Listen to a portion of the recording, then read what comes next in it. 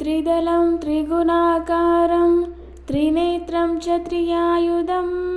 त्रिजन्मपापसंहारम् एकबिल्वं शिवार्पणम् त्रिशाकैः बिल्वपत्रैश्च अच्छिद्रैः कोमलैः शुभैः तव पूजां करिष्यामि एकबिल्वं शिवार्पणम् कोटिकन्या महादानं तिलपर्वतकोटयः काञ्चनं शैलदानेन एकबिल्वं शिवार्पणम् काशीक्षेत्रनिवासं च कालभैरवदर्शनं प्रयागे माधवं दृष्ट्वा एकबिल्वं शिवार्पणम् इन्दुवारे व्रतं स्थित्वा निराहारो महेश्वरः नक्तं हौष्यामि देवेश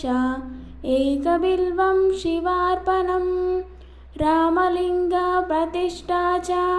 वैवाहिककृतं तथा तटाकानि च सन्धानम् एकबिल्वं शिवार्पणम् अखण्डबिल्वपत्रं च आयुधं शिवपूजनं कृतं नाम सहस्रेण एकबिल्वं शिवार्पणम् उमया सह देवेश नन्दिवाहनमेव च भस्मलेपनसर्वाङ्गम् एकबिल्वं शिवार्पणम् सालग्रामेषु निप्राणं तटाकं दशकूपयोः यज्ञकोटिसहस्रस्य एकबिल्वं शिवार्पणम् दन्तकोटिसहस्रेषु अश्वमेधशतक्रतौ कोटिकन्या महादानम् एकबिल्वं शिवार्पणम् बिल्वानां दर्शनं पुण्यं स्पर्शनं पापनाशनम् अघोरपापसंहारम् एकबिल्वं शिवार्पणम् सहस्रवेदपाठेषु